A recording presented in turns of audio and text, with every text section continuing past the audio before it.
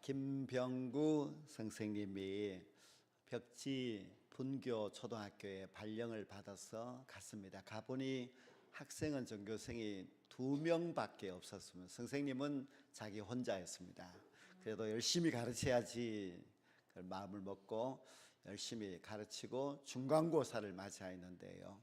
시험을 치는데 이 2명이 컨닝을 하는 겁니다. 그래서 이 병구 선생님이 너무 실망을 해서 야, 전교 1, 2등을 하는 너희들이 컨닝을 할 수 있어 이렇게 말했다고 합니다. 비록 이제 2명밖에 없는 그 아이들이지만은 선생님은 항상 큰 기대를 하는 것 같습니다. 우리 역시 참 하나님 자녀로서 보기에 너무 미약한 자들이지만 그래도 하나님께서는 우리들을 향하여서 놀라운 기대와 또 계획을 갖고 계시는 줄 믿습니다. 오늘 창세기 26장 이 말씀을 읽어보면 마치 알고 있는 말씀, 또 본 적이 있는 말씀처럼 보이게 됩니다. 왜냐하면 전에 이 이삭의 아버지 아브라함도 이와 똑같은 일을 행했기 때문입니다. 그래서 아버지 아브라함도 그런 일을 실수를 했는데 어떻게 아들 이삭도 똑같은 이런 실수를 할까, 그런 생각을 하게 되는데요. 이것이 바로 우리 인간의 모습입니다. 우리 모두는 다 잘못을 하고 또 반복하여서 잘못을 하고 그렇지요. 우리 한번 생각해 보십시오. 우리가 지난해에는 열심히 살다가 그래도 많이 부족하였지요.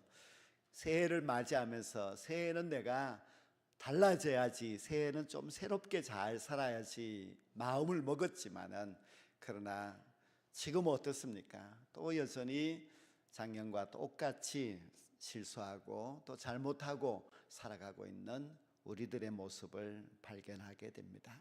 우리가 이렇게 참 못나고 부족하지만 그래도 참 다행스러운 것은 우리 하나님께서 우리를 내치지 않으시고 또 그 넓은 품에 우리를 안아주시고 우리에게 다시 잘하면 된다 하고 격려하고 계시니 얼마나 감사한지 모릅니다.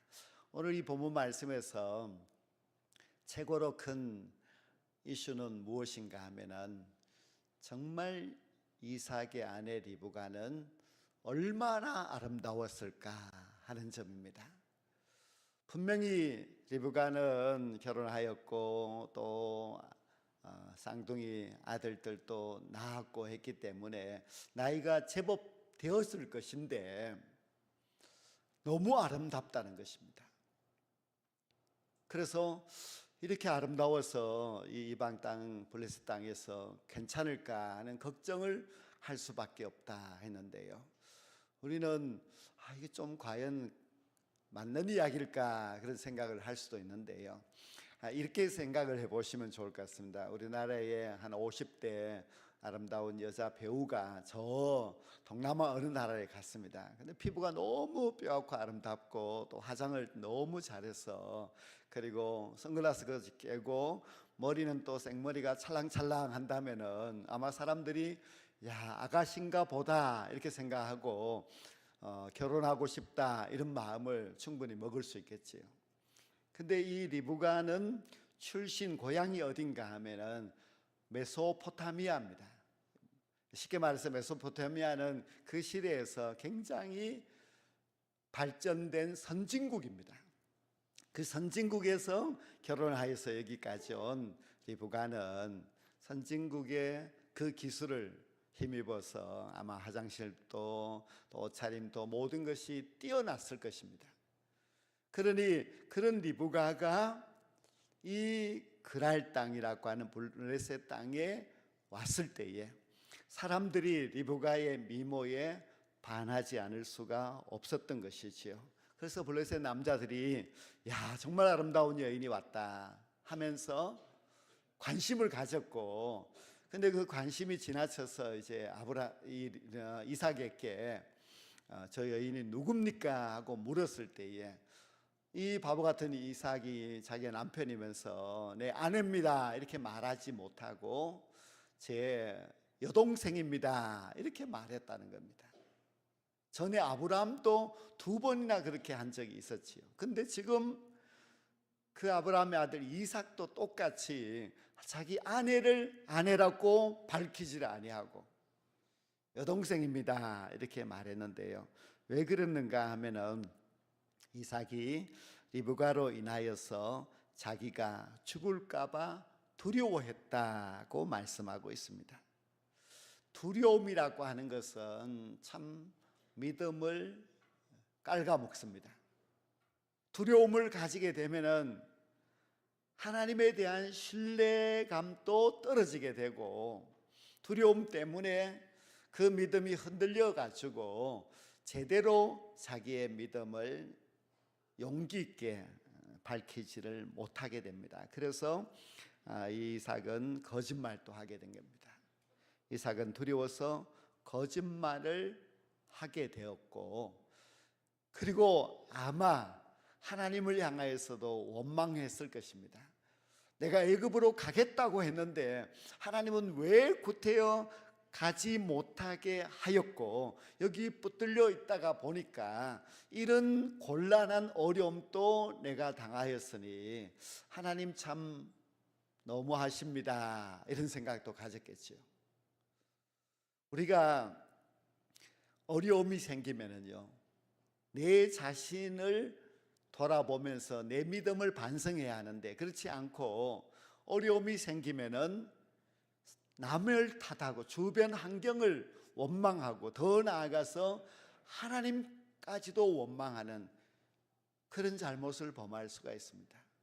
그래서 정말 우리는 그렇게 남을 탓하고 하나님께 원망하고 하는 그런 못나고 못난 사람이 이삭이지만 우리도 또 똑같다, 우리도 그런 모습이 있다는 것을 발견하게 됩니다.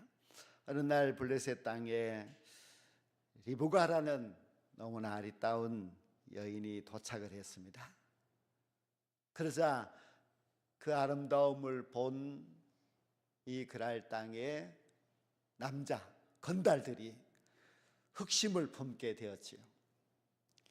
그래서 이제 여러 사람들이 경쟁적으로 리브가를 좋아하게 되니까 큰 문제가 생길 가능성이 있어요. 그 소문이 왕에게까지도 들어가서 왕은 리브가를 보호한다는 이름으로 자기 왕궁 별관에 머물게 하였습니다. 아마 이 블레셋 왕도 리브가의 아름다움을 보았을 것이고, 나도 리브가와 결혼하면 좋겠다, 그런 마음을 이제 먹었을 수도 있겠지요. 그래서 이제 보호하겠다고 핑계 대면서 이제 자기 가까이 이제 오게 하였습니다. 그렇게 불안한 가운데서 하루하루를 보내고 있는 어느 날, 이 남편이 되는 이삭이 한낮에 자기 아내 리브가를 꼭 껴안았습니다. 왜 껴안았을까? 아마 이삭은 아내를 누이라고 소문을 냈기 때문에 자기 아내에게 미안한 마음이 있겠죠. 내가 참 남편으로서 제 구실을 못하고 당신에게 이렇게 해서 너무 미안하다 하는 생각을 가지고서 이제 위로한답시고 꼭 껴안아 주었습니다. 근데 그걸 누가 봤는가 하면은요, 블레셋 왕이 창으로 보게 됩니다. 그 왕이 자기 왕궁에서 창으로 그 장면을 보았다는 것은 가까이 있다는 뜻이죠. 그래서 왕이 딱 보고 되었는데요, 이제 왕이 보았으니까 과연 어떻게 될까? 이것이 위기 상황이 될 수가 있겠죠. 왕이 생각할 때는, 아니 분명히 자기 아내면서 감히 우리를 속인다고, 아내를 아내라고 하지 않고 누이라고 우리를 속였다는 것은 우리 민족을 우습게 보는 거야, 그렇게 화를 내면서 아마 이삭을 당장 불러라 해서 이삭을 처형을 시킬 수도 있겠지요. 근데 그 껴안는 장면을 왕이 보았다고 하는 것이 과연 좋은 일일까, 좋지 않은 일일까 생각해 봐야만 합니다. 분명히 누이라고 했는데 껴안는 것을 보니까 누이를 껴안는 것이 아니고 아내를 껴안는 것이라는 것을 알게 되었지요. 거짓말이 이제 다 들통이 나게 되었고, 한 나그네로 자기 땅에 들어온 이 가정이 자기들을 향하여서 거짓말을 행하였으니 용서할 수 없는 그런 일이 될 수가 있었습니다.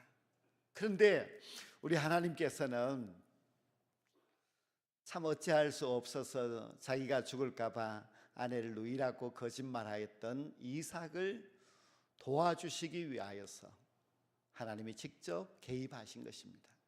우리 하나님께서 그 블레셋 왕으로 하여금 이삭이 리브가를 껴안는 것을 보게 하셨습니다. 하나님이 아마 마음으로 이제 왕에게 너 이리 와봐, 창가에 이제 서게 하고 저 건너편에 이삭이 리브가를 껴안는 것을 직접 그 눈으로 똑똑하게 보게 하신 것입니다. 하나님이 왜 왕에게 보게 하셨을까? 하나님께서는 지금 이삭의 그 답답한 마음을 알고 계셨습니다. 아내를 누이라고 거짓말을 했고 지금은 어떻게 번복할 수도 없고 늘 고통스럽게 살아가고 있는 그 이삭, 또 그의 아내 리브가 역시 남편을 남편이라고 부르지 못하고 늘 조마조마하게 살아가면서 참 이 외국 땅에 와서 이렇게 슬프게 살아가고 있는 그 모습, 그러한 것을 하나님께서 잘 아시고 문제를 해결하기 위하여서 하나님이 직접 개입을 하셨습니다.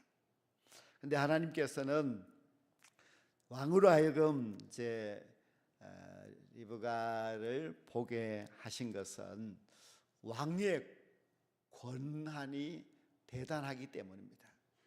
그런데 왕은 그 장면을 보고 나서 저런 사기꾼이 어디 있어 하고 화를 낸 것이 아니라 한 가지 법을 만듭니다. 그 법의 내용이 뭔가 하면은 그 블레셋 사람들에게 누구든지 이 이삭과 그의 아내 리브가를 손대는 자는 내가 죽이겠다고 하는 그런 법을 만들었습니다. 왕이니까 그런 법을 만들 수가 있는 것이죠. 지금까지 블레셋 사회에서는 그저 예쁘면은 누구든지 막 빼앗아 가로채고 하는 그런 시대였는데, 블레셋 왕이 남의 아내를 탐하는 것은 죄라는 것을 알게 하였고, 그리고 왕이 직접 명령을 내려서 누구든지 남의 아내를 탐하는 것은 죄이기 때문에 그런 일은 절대로 해서는 안 된다 하는 법을 만든 것입니다. 그래서 블레셋 왕이 그 법을 만듦으로 인하여서 이제는 어느 누구도 이 리브가가 이삭의 아내라는 것을 알았기 때문에 리브가가 아무리 예뻐도 자기 아내로 삼으려고 탐하는 자가 없게 된 것입니다. 하나님은 이삭에게 아내를 되찾게 하셨고 그리고 가정을 회복시켜 주셨습니다. 이삭은 그동안 이방 땅에서 아내를 빼앗길까 봐 두려워서 늘 조마조마하며 살아갔습니다. 누이라고 거짓말까지 하였으니 아마 자기 아내 보기에도 너무 미안하고 또 자기 식구들을 보기에도 너무 고통스러운 그런 순간들을 보내고 있었습니다. 아내 리브가 역시 남편을 남편이라고 부르지 못하고 이렇게 슬프게 하루를 살아가고 있었는데 우리 하나님께서 그 어려운 가정의 문제를 잘 해결해 주셨습니다.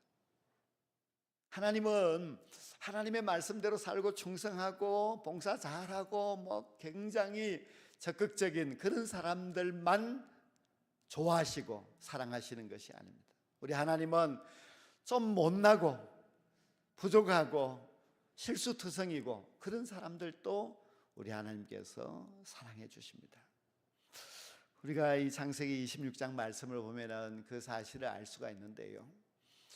지난 주일에 보았던 26장 5절 말씀에 보면은 하나님이 아브라함에 대하여서 하신 말씀인데, 아브라함은 내 말을 순종하고 내 명령과 계명과 율례와 법도를 지켰다. 이렇게 칭찬을 해줬습니다. 우리가 이 말씀을 보면 그냥 지나쳐 버릴 수 있는데 이 말씀을 가만히 들여다보면은 정말 아브라함이 그렇게 순종을 잘했어? 그렇게 하나님의 법도를 다 잘 지켰어? 이런 의문을 가지게 되죠. 우리가 알듯이 하나님께서는 아브라함에게 내가 너의 아들을 주겠다고 말씀하였건만 하갈을 아내로 맞이하여서 이스마엘이라는 아들을 더욱 낳았습니다. 그리고는 또 이스마엘에게 몰두해서 하나님도 잊어버리고 살아갔지요. 어느 날 하나님이 찾아와서 내가 너에게 아들을 주겠다고 하니까 하나님 그런 말씀하지 마십시오. 그냥 이스마엘이나 잘 크면 좋겠습니다. 이렇게 했던 사람입니다. 도대체 아브라함의 일생을 가만히 보면은 그렇게 순종을 잘했나, 그렇게 하나님의 말씀대로 살았나 했을 때에 너무 부족한 사람입니다. 그런데 어느 날 하나님께서 너의 아들 이삭을 모리아산에 가서 바치라고 했을 때에 아브라함은 자기 귀중한 아들을 번제로 바치려고 한 적이 있었지요. 근데 그 한 번 너무 순종을 잘해서 하나님께서는 그 한 번 잘한 것을 보고 아브라함은 내 말에 다 순종했어 이렇게 칭찬한 것입니다. 정말 우리 하나님은 우리가 완전하고 거룩하기 때문에 사랑하시는 것이 아닙니다. 한없이 모자라고 부끄러운 자임에도 불구하고 하나님은 우리들 그렇게 귀하다고 잘했다고 칭찬하십니다. 우리가 사실 세상에 가서 살아가고 있을 때에 예수 믿지 않는 다른 사람들이 우리를 잘 알고 이렇게 말한 적도 있죠. 너가 예수 믿는 다른 사람이 그럴 수 있어. 저보고도 목사면서 그럴 수 있어. 이렇게 말을 합니다. 우리는 그런 말을 들을 때 참 부끄럽지요. 믿는다고 하는 사람이 이 세상 사람과 비교해 볼 때 너무 차이 나는 그런 삶을 살아갈 때에 얼마나 세상 사람들께 부끄럽지만은요, 우리가 한 주간 살아와서 교회 와서 참회 기도할 때도 하나님께도 너무 부끄러워요. 부끄러운 사람, 그런 사람이 우리들인데 그럼에도 불구하고 하나님께서는 못난 우리를 용납해 주십니다. 이 창세기 26장 또 12절에 보면은 참 말도 안 되는 그런 말씀이 있습니다. 이삭이 그 땅에서 농사하여 그 해에 100배나 얻었고. 여러분, 이삭은 농사 짓는 사람이 아닙니다. 목축업을 하는 사람이기 때문에 농사의 경험이 없습니다. 농사 경험도 없는 사람이 그리고 흉년이 들었는 그 땅에서 농사를 지었더니 100배가 얻어졌고 그리고 거부가 되었다. 이거 이삭이 한 것이겠습니까? 이삭은 못해요. 하나님이 해주신 것입니다. 하나님은 우리가 너무 연약하고 부족하지만 그래도 우리에게 복을 부어주시는 분입니다. 우리가 잘해서, 우리가 똑똑해서 잘된 것 같처럼 생각하지만은요, 우리는 참으로 연약하고 자격 없는 자이지만 우리 하나님께서 우리에게 잘했다고 칭찬해주고 또 하나님이 내가 너에게 복을 주시겠다고 약속하셨기 때문에 복을 주신 것입니다. 제가 옛날에 이제 시골에서 들은 이야기인데요. 시골에 한 장로님이 계셨는데 겨울 밤에 입이 심심하잖아요. 그래서 호박떡을 좀 먹고 싶다고 말을 했어요. 그랬더니 며느리가 이제 그 이야기를 듣고 부엌으로 달려가서 호박떡을 이제 해드리려고 시루를 넣고 떡가루를 뿌리고 호박을 잘게 잘라서 그 위에 뿌리고 이제 아궁이에 불을 막 떼었습니다. 근데 이제 방 안에서 장로님은 성경책을 읽고 이제 부인 권사님은 또 바느질을 하면서 언제 호박떡이 올까 하고 기다리고 있습니다. 그러니까 며느리도 그것을 아니까 막 마음이 급해서 더 불을 막 세게 떼었습니다. 그런데 갑자기 펑 하고 터지는 겁니다. 시루가 터졌어요. 그래서 며느리가 막 깜짝 놀라서 얼굴이 막 빨개졌는데 그 소리를 듣고 장로님과 권사님이 부엌으로 막 달려왔습니다. 보니까 시루가 터져가지고 막 며느리가 지금 막 혼비백산이 되어 있는데, 그 모습을 보고 그 시어머니 권사님이 아가야, 내가 잘못했다. 내가 부엌에 나와봐야 되는데 너만 혼자 보내서 이렇게 되었구나. 그런데 그 시아버지 된 사람이 아니다. 내가 늙은 게 죽책이지 왜 이 추운 겨울 밤에 호박떡을 먹고 싶다고 해서 이런 일이 생겼구나 하고 했습니다. 근데 왜 터졌는가 보니까 이 며느리가 물을 붓지 않고 그냥 불을 뗀 거예요. 그래서 너무 뜨거워져서 그렇게 된 것이죠. 근데 마침 그때 그 남편 신랑이 막 물지개를 치고 달려왔어요. 그래서 아닙니다. 이건 제가 잘못했습니다. 제가 물을 기르러 갔다가 빨리 와야 되는데 친구를 만나가 이야기하다 보니까 늦게 와서 제 잘못입니다 하고 이야기를 했답니다. 비록 시루가 터지고 호박떡은 먹을 수 없었지만은 그러나 그 장로님의 가정에 모두가 다 내 잘못이라고 그렇게 용서해 달라고 하는 그 말들을 통하여서 화목한 가정이 되었다는 이야기였습니다. 성도 여러분, 우리 운남교회는 지금 얼마나 화목하고 있습니까? 우리가 후임 목사를 청빙하기 위해서 이 중요한 시기를 맞이하게 되었는데요, 우리 교회가 더 좋아져야 됩니다. 우리 교회 모든 성도들이 더 사랑하고 화목한 교회가 되어야만 합니다. 여러분들은 그저 막 기대가 커서 이 목사가 오게 되면은 막 당장 이 교회가 굉장히 변화되고 부흥되고, 이 목사님은 막 울트라 파워를 갖고 있어서 뭐든지 다 잘할 것이라 그렇게 기대하시지만요, 그렇지 않습니다.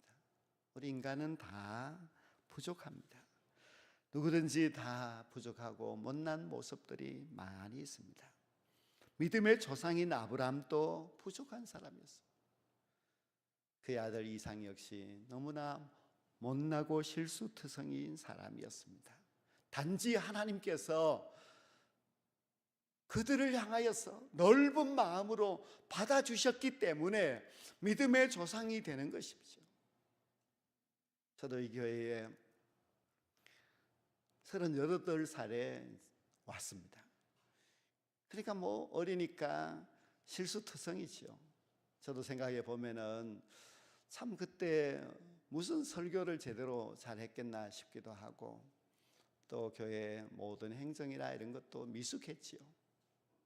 어떨 때는 자다가 새벽에 못 일어나가지고 새벽기도도 막 헐레벌떡 늦게 막 쫓아간 적도 있었고 그랬습니다. 그래도 그때 그 연세가 많으신 장로님 또 권사님 집사님들이 다 그냥 받아주고 좋게 그렇게 보아왔기 때문에 지금 이렇게 벌써 아마 28년째 그렇게 되었는데요, 여러분, 우리는 다 연약하고 못난 자라는 것을 기억하셔야 됩니다. 여러분들은 막 우리 운남교회가 대단한 교회라고 생각할지 모르지만요, 새로 오실 목사님들은 어마어마하게 큰 교회에 있다가 오시기 때문에 우리 교회를 보면은 시골의 작은 교회구나 이렇게 생각하실 것입니다. 우리 자신도 한없이 부족한 사람입니다. 우리가 큰 소리 칠 것 아무것도 없습니다. 우리가 뭘 잘난 것이 무엇이 있습니까? 자랑할 거, 내어놓을 거 무엇이 있습니까? 그런데 하나님께서 못난 우리를 불러주셨고 그리고 구원하여 주셨습니다. 모두가 내 잘못이기 때문에 하나님의 용서가 필요하다는 것을 깨닫고 더욱더 하나님 앞에 가까이 나아가야만 합니다. 못난 나를 인정해 주시는 그 하나님께서 우리를 받아주시고 용납하여 주시고 더 우리를 다듬어서 하나님의 귀한 일꾼으로 써주실 것입니다. 우리 모두가 하나님 앞에서 부족한 자라는 것을 깨닫고 겸손하게 나아가서 하나님의 도우심과 인도하심을 받고 살아갈 수 있는 저희들이 꼭 될 수 있기를 주의 이름으로 간절히 축원합니다.